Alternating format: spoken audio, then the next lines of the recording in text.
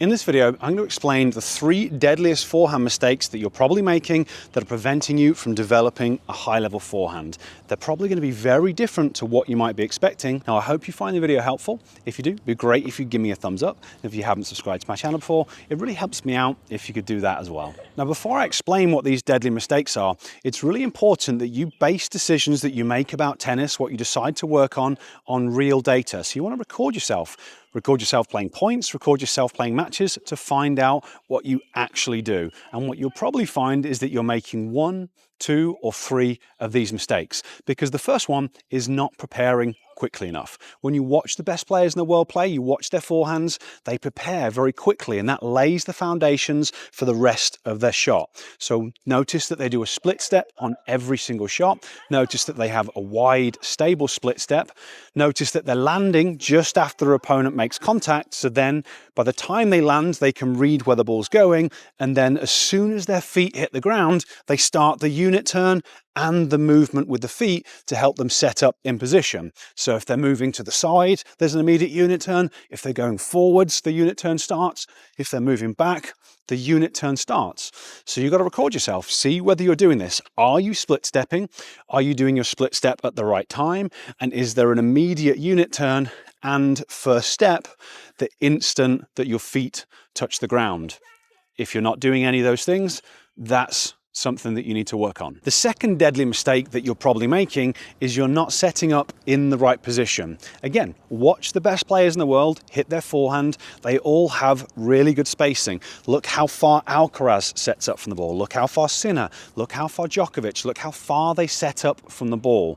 This then enables them to use optimal biomechanics and an inside-out swing path. Most players get far too close to the ball, and that causes them to make biomechanical compensations and prevents them from using optimal technique. So again, don't take my word for it. Record yourself, see how close you're setting up to the ball, and then compare that to what the pros do, and you'll probably find that you're too close. And if you do, it is an absolute priority that you focus on trying to address that problem, because until you address that, you're not going to be able to fix a lot of the other technical problems that come after it. Now, in addition to focusing on trying to set up further away from the ball, it's also very helpful to practice and work on specific footwork patterns. Footwork's actually one of the biggest things that holds players back. Now, instead of going into that here, I've made a free program to teach you how to train and improve all of your footwork patterns, so I'll place a link to that down in the description. The third deadly mistake is hitting the ball late because you started your swing too late relative to the flight of the ball. In order to have good timing, you have to start your swing much sooner than you think. It's a really hard one to explain to people, and it's a really hard thing to adjust, but you have to start your swing a little bit sooner, maybe a 1/10, 2/10, 3/10 of a second sooner, and that then allows you to use efficient biomechanics and get the contact point out in front of your body. Now, what's important to understand is that these issues, these deadly mistakes are compounding. You have to prepare first.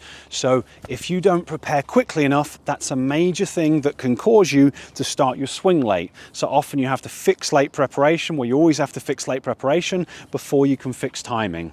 But the spacing goes with it.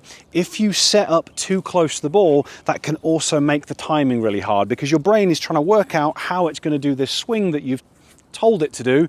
The ball's too close, so it can kind of cause you to be hesitant and start your swing late as well. So you want to think about fixing late preparation first, then you want to think about fixing your spacing, and obviously you can kind of work on both of those two things together, because it's split step footwork, spacing, and then the swing initiation. So fix those two things first, and then when you're trying to fix timing, it really is just a case of visualizing it. You've got to visualize the contact point. So depending on the height of the ball, if it's lower, visualizing the contact point. If it's higher, the contact point is going to be further away widthways, but visualizing where that's going to be in front of your body, and then thinking, okay, when do I need to start the swing?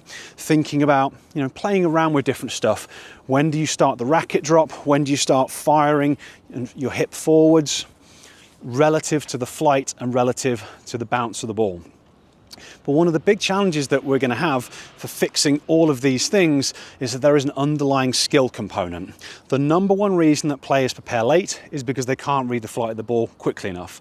The number one reason that players get too close to the ball is because they can't read the flight of the ball accurately enough. And the number one reason that players hit the ball late, providing they're in position, is because they can't judge the speed of the ball and how it's going to react off the court. And that all comes down to how your visual system's functioning. So in addition to this on-court work and working through things sequentially, it's also essential for most players to upgrade how their visual system functions in order to do the stuff that they're trying to do on court. So I've made a program to help you with that. I'll place a link to the program down in the description so that you can learn about that and start working on it if you really want to take your game to the next level.